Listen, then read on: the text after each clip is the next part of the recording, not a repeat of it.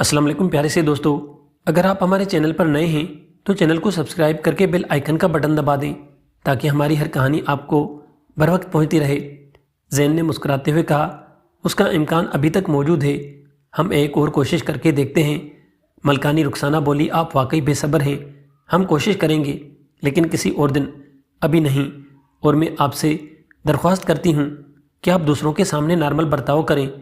मैंने शोहरत से अपनी ज़िंदगी के सुनहरी साल कुर्बान करने के बाद हासिल की है, उसे एक ही हरकत से बर्बाद न कर देना। जैन ने कहा, फ़िक्र मत करो, तुम्हें मेरे साथ ताल्लुकात पर अफसोस नहीं होगा। वो मुस्कुराई। वो बारिश के रुकने का इंतज़ार करते रहे। जैसे ही बारिश थोड़ी कम हुई उन्होंने अपना सफ़र शुरू किया और उन्हें गाँव तक पहुँचने में मज़ीद 30 मिनट लग गए। यावर खुश था कि रुखसाना घर पहुँच गई। वो परेशान था क्योंकि किशोर बारिश शुरू होने से पहले ही अस्पताल गई थी और अब तक घर नहीं पहुंची थी और नहीं उसका फ़ोन काम कर रहा था। जैन ने कहा, बारिश कम हो गई है, चलो चलते हैं, रास्ते में चेक करते हैं। यावर ने कहा, तुम आराम करो, लंबे सफ़र के बाद आए हो, हम जाएंगे। जैन की छठी हिस्स उसे बता रही थी कि कुछ गड़बड़ है। उसने इसरार किया और उनके साथ चला गया। उन्हें रास्ते में किशोर की कार मिली। उसके ड्राइवर का कोई निशान नहीं था और गार्ड्स उनकी गाड़ी में ही मुर्दा थे। बड़ी बात यह थी कि गाड़ियों पर कोई निशान न था। गार्ड इस पोजीशन में थे कि उन्हें पॉइंट ब्लैंक रेंज पर मारा गया था। उनका सामान भी गायब था। यावर चीख रहा था, हमारे आदमियों को इकट्ठा करो, हम उस आस्ताने पर हमला करने वाले हैं। उन्होंने साफ साफ अब हमारी इज्जत पर हाथ डाल दिया है। जैन ने कहा, मलिक जी, इतनी जल्दी मत दिखाएं। उसने कहा, क्या कहा? मैं जल्दबाजी कर रहा हूँ। उन्होंने मेरे गार्ड्स को मार डाला और मेरी बहन को अगवा कर लिया है और तुम मुझे पुरसुकून होने का कह रहे हो। जैन ने कहा, यह जुगनी शाह के आदमियों का काम नहीं है। उसने कहा, क्या ये और कौन कर सकता है? जैन ने कहा, उन्होंने पिछली रात हम पर हमला किया था। वो हमें जीने देने के मूड में नहीं थे, वो सीधे हम पर हमला कर रहे थे। देखो, गाड़ी पर निशान नहीं है और गार्ड इस तरह के शायद वो न किसी भी चीज़ पर रद्द अमल जाहिर किया है। ड्राइवर गायब है, बात कुछ और है। यावर को पहली बार जैन की बातों पर यकीन आया। जैन ने कहा, उस आस्ताने के तमाम लोग आपको और आपके आदमियों को जानते हैं, लेकिन वो मुझे नहीं जानते, इसलिए मैं वहाँ जाऊँगा, लेकिन आप किसी और जाविये से देखते रहें। यावर को मानना पड़ा। वो गांव वापस आ गए। उन्होंने फैसला किया कि उस खबर को सबसे छुपाया जाएगा जब तक कि उसे छुपाया जाना मुमकिन हो। जैन सुबह सवेरे आस्ताने गया। वो मलंग का रूप धार कर रखा था। वो मुआवज़ों की तादाद के साथ लोगों और आस्थानों को नोगो एरियाज़ का भी मुशाहिदा करता रहा। यह एक इत्तफाक की वाक़ा था कि उसने किशोर की कार के ड्राइवर को आस्ताने में देखा। वो गैर काबिल तवज्जो अंदाज में उसके पीछे चल पड़ा। वो किसी से बात कर रहा था। तुमने कहा कि यावर खाली गाड़ी देखकर फ़ौरन आस्ताने पर हमला करेगा, लेकिन उन्होंने खबर तक नहीं फैलाई। दूसरे शख्स ने कहा, मैं भी हैरान हूँ कि यावर जैसे जज्बाती अहमक ने इस बार अपने आप को कैसे रोका। ड्राइवर ने कहा, हमें उसे उकसाने की ज़रूरत है ताकि वो हमला करके जुगनी शाह को ख़त्म कर सके और आप उसकी बहन को ढूंढने में उसका साथ दें और उसके तहखाने पर पुलिस छापा मारकर यावर के आदमियों को ख़त्म कर देगी। लेकिन हम यावर को दूसरी तरफ से बचाएंगे। जब वो महफूज हो जाएगा तो वो दोबारा आस्ताना बनाने में आपकी मदद करेगा और फिर हम इस इलाके पर हुकूमत करेंगे। जैन मुस्कुराया और चला गया। वो खुशकिस्मत था, गार्ड्स ने उसे नहीं देखा। जैन ने यावर को टेक्स्ट किया और उसे किशोर के बारे में बताया और उसे अपना एग्ज़िट प्लान भेज दिया। वो रात का इंतज़ार करता रहा। यावर ने उसके पास 2 आदमी भेज दिए थे। उसने उनके बारे में जैन को बताया कि वो अपने काम में बेहतरीन हैं। ये दोनों यावर के सबसे खुफिया हथियार थे और जैन को अब उन हथियारों को इस्तेमाल करना था। वो रात तक इंतज़ार करता रहा। जैन उस जगह के पास ही रहा जो तहखाने के करीब था। वो इंतहाई महफूज इलाका था और चंद जगहों के अलावा चारों तरफ कैमरे लगे हुए थे। जैन ने कुछ जहन में रखा हुआ था और वो वक्त में आने का बेताबी से इंतज़ार कर रहा था।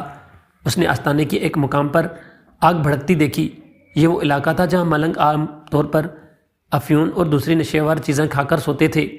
बहुत से लोग और सिक्योरिटी अमला उसकी तरफ भागा क्योंकि आग ज़्यादा थी और किचन के लिए भी ख़तरनाक थी क्योंकि बावर्ची खाना और वो गोदाम जहाँ लंगर की चीज़ें रखी जाती थी वो उस जगह के नज़दीक थी। जैन की पहली तरजीह सिक्योरिटी कंट्रोल रूम को तबाह करना था और उसने उसका इंतज़ाम कर रखा था। उसकी सबसे बड़ी परेशानी अलार्म थे, लेकिन वो भी आग लगने की वजह से बज रहे थे। जैन को चुनाचे ख्याल आया कि अगर तहखाना अलग है और यहाँ प्राइवेट लोग रखे गए हैं तो उसके लिए कोई अलग सिक्योरिटी सिस्टम हो सकता है।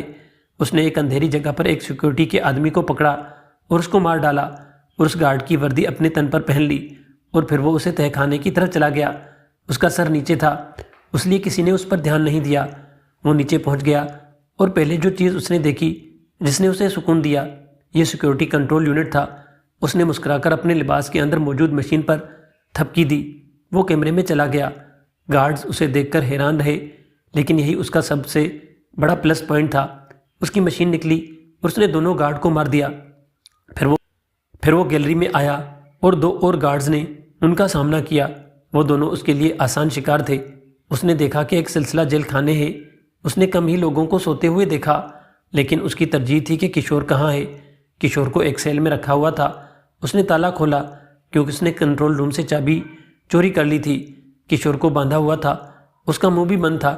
اس نے اس کے ہاتھ اور منہ کھولے اور وہ اس کے ساتھ چپ کی اور رونے لگی۔ زین نے سرگوشی کی، ملکانی جی آپ ٹھیک ہیں؟ اس نے حالات کی حساسیت کو بھانپتے ہوئے کہا، اب جب آپ یہاں ہیں تو میں ٹھیک ہوں۔ زین نے کہا، کیا انہوں نے آپ کو نقصان تو نہیں پہنچایا؟ کشور نے کہا، وہ جاتے تھے لیکن میں نے بے ہوش ہونے کا بہانہ کیا ورنہ شاید میری عزت ختم ہو جاتی۔ زین نے مسکرا کر کہا، میرے ساتھ چلو۔ وہ اسے باہر لے گیا، لیکن باہر کی طرف جانے کے بجائے وہ رہائشی علاقے کی طرف بھاگا اور اس کے ساتھ دیوار کے پیچھے چھپتے ہوئے اس نے کسی کو ٹیکسٹ کیا۔ کچھ دیر بعد زوردار دھماکہ ہوا۔ رہائشی ایریا سے بہت سے لوگ وہاں کی طرف بھاگے۔ زین باہر آنے والا تھا کہ اسے لگا کہ لوگوں کی بڑی تعداد دوسری طرف چلی گئی ہے، لیکن اس نے دو آدمیوں کو بھاگتے ہوئے دیکھا۔ وہ تاج دین کا ڈرائیور اور دوسرا آدمی تھے۔ زین اچانک باہر آیا اور مشین ان کی طرف بڑھا دی۔ اس نے انہیں اس جگہ کی طرف بڑھنے کا حکم دیا جہاں وہ چھپے ہوئے تھے۔ ڈرائیور کشور کو دیکھ کر چونک گیا۔ اس نے کہا، ملکانی۔ زین نے اس کے سر پر وار کیا اور دوسرے سے سرد لہجے میں کہا، ایمرجنسی ایگزٹ کہاں ہے اور جگنی شاہ کا کمرہ کہاں ہے؟ وہ شخص بہت گھبرا گیا کہ اس نے اسے سب بتا دیا اور زین نے اسے بھی مار دیا۔ وہ جگنی شاہ کے کمرے کی طرف بڑھا۔ کشور اس کے ساتھ تھی۔ دروازے پر وہ گارڈ اس کے لیے کوئی مسئلہ نہیں تھے کیونکہ اس کی مشین میں سائلنسر تھی۔ وہ کشور کے ساتھ دھیرے دھیرے کمرے میں داخل ہوا۔ یہ ایک ڈرائنگ اور ڈائننگ روم جیسا تھا، جبکہ ایک اور کمرہ تھا جو بیڈ روم تھا۔ یہ کمرے ساؤنڈ پروف تھے اور زین سمجھ گیا کہ جگنی شاہ اپنی مستی میں ہے۔ وہ خاموشی سے اندر داخل ہوئے۔ جگنی شاہ ایک موٹا آدمی تھا، لیکن مزے کی بات یہ تھی کہ اس کا آدھا جسم جل چکا تھا اور کالا تھا۔ وہ بیڈ پر تھا، اس کے ساتھ ایک عورت تھی، وہ اس کے ساتھ مستیاں کر رہا تھا۔ زین ان دونوں کے پیچھے کھڑا سب کچھ دیکھ رہا تھا۔ کشور سوچوں میں ڈوبی ہوئی تھی کہ اس نے کبھی یہ غلطی کی تھی، لیکن زین نے اسے بچا لیا۔ اچانک خاتون نے انہیں دیکھا اور چلائی۔ پیر اس عورت کو چھوڑ کر ان کی طرف متوجہ ہوا، لیکن زین اور کشور کو منہ پھیرنا پڑا کیونکہ پیر کا چہرہ بہت بدصورت تھا۔ اس کا آدھا چہرہ بھی جسم کی طرح جھلس گیا تھا۔ اچانک کشور نے اسے دیکھا اور چلائی، تم پیر عنایت ہو؟ زین نے کہا، کون پیر عنایت؟ اس نے کہا، یہ حرامزادہ پیر ولایت کا باپ ہے۔ زین یہ سن کر حیران ہوا اور بولا، لیکن وہ تو تھا ہی کمینہ۔ کشور نے کہا، اس کے کمینے بیٹے نے لوگوں کو بتایا کہ اس پر کڑک آئی اور قدرت اسے آسمان پر لے گئی۔ لوگ اس کی قبر کی پوجا کرتے رہے، لیکن یہ جعلی پیر ایسے ہی اپنی زندگی عیاشی سے گزار رہا تھا۔ پیر نے کہا، تم کون ہو؟ کشور کچھ کہنے ہی والی تھی کہ زین نے اسے روکا اور کہا، ہم تو جیسے ظالموں کے لیے موت جانے جاتے ہیں۔ وہ چلا کر بولا، تمہاری ہمت کیسے ہوئی اس کمرے میں داخل ہونے کی؟ میرے گارڈز کہاں ہیں؟ زین نے مسکرا کر کہا، پیر جی آپ کا ظلم آج رات ختم ہو گیا ہے۔